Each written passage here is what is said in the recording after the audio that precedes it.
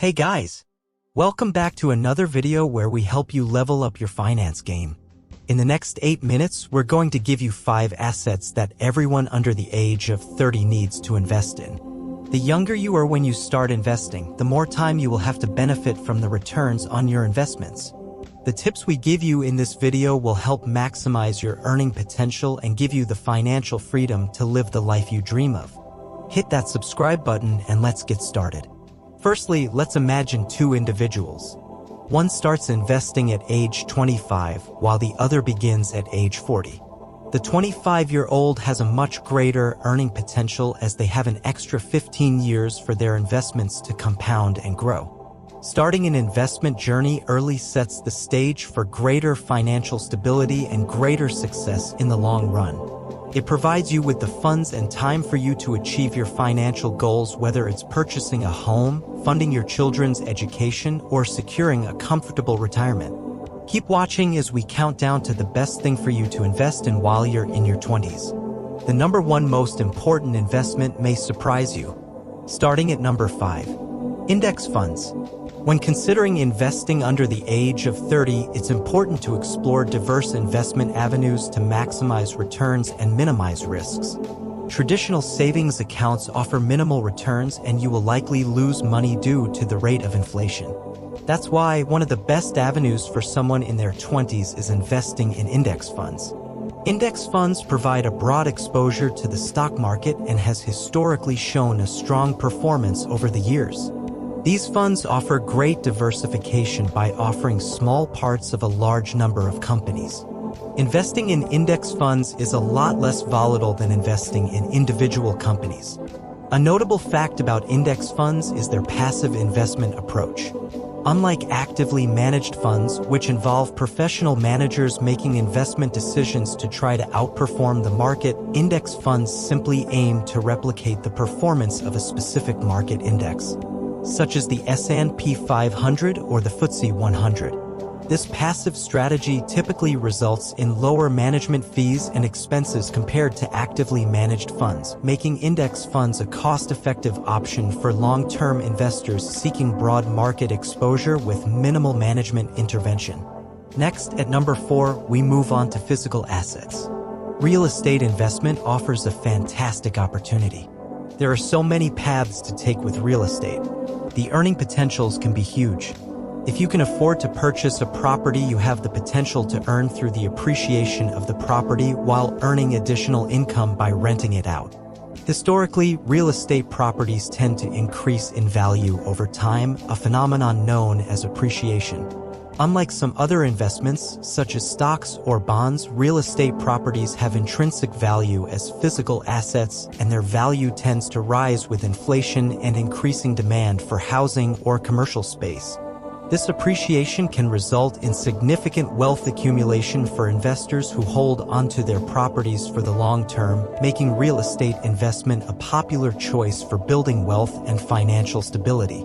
Platforms such as real estate investment trusts, REIT, and crowdfunding have made real estate investment more accessible to a wider range of investors. Alternatively, there are multiple ways to earn income through property without owning any property at all. You could approach landlords offering to pay the monthly rent while renting the property on Airbnb for a profit. Not all landlords will be keen on the idea, but once you find one that gets on board, the earning potential can be huge. You can then start to add more properties to your portfolio, following the same methods which will grow your income even further. Number 3. Investing in startup businesses. If you're looking for a more hands-off approach, then you can look into investing in startup businesses. This can be a lot more risky, however they can offer higher potential returns. Angel investing, crowdfunding, or venture capital funds can provide avenues to support innovative ventures, and you can buy a small piece of the pie. While investing in startups can potentially yield significant returns, it's essential to recognize that many startups fail within their first few years of operation. Statistics show that a significant percentage of startups do not survive due to various factors such as market competition, financial mismanagement, or product-market fit issues. Investing in startups requires a high tolerance for risk and an understanding that the majority of investments may not generate returns. However, for those startups that succeed, the returns can be exponential, often far exceeding initial investment expectations. Therefore, individuals considering investing in startups should conduct thorough due diligence, diversify their investment portfolio, and be prepared for the inherent volatility and uncertainty associated with startup investments. As you approach your 30s, you may want to strike a balance between the risks and potential returns on your investments. One avenue to achieve this, at number 2, is through a mix of individual stocks and exchange-traded funds, ETFs. Investing in individual stocks can offer the potential for substantial returns, but it also carries a higher level of risk due to the volatility of the stock market. It's crucial that you conduct thorough research, diversify your stock holdings, and consider a long-term investment portfolio to help mitigate the high risks associated with individual stocks. On the other hand, ETFs can provide diversification across a range of assets and sectors, reducing the impact of volatility on your portfolio. These funds trade on exchanges like stocks and can offer exposure to various markets, industries, or commodities, providing a balanced approach to risk management and potential returns. By strategically balancing investments in individual stocks and ETFs, you can optimize the risk-adjusted returns, aligning your investment strategies with your financial goals as you approach your 30s. Furthermore, ETFs often have lower expense ratios compared to actively managed mutual funds, making them a cost-effective investment option for long-term investors. With lower fees, investors can potentially retain more of their investment returns over time. Last but certainly not least, the number 1 most important thing to invest in: education. Investing in education, particularly in your 20s, not only contributes to personal and professional growth but can also significantly impact your future financial success. Education is widely recognized as a key driver of social mobility, economic prosperity, and personal fulfillment.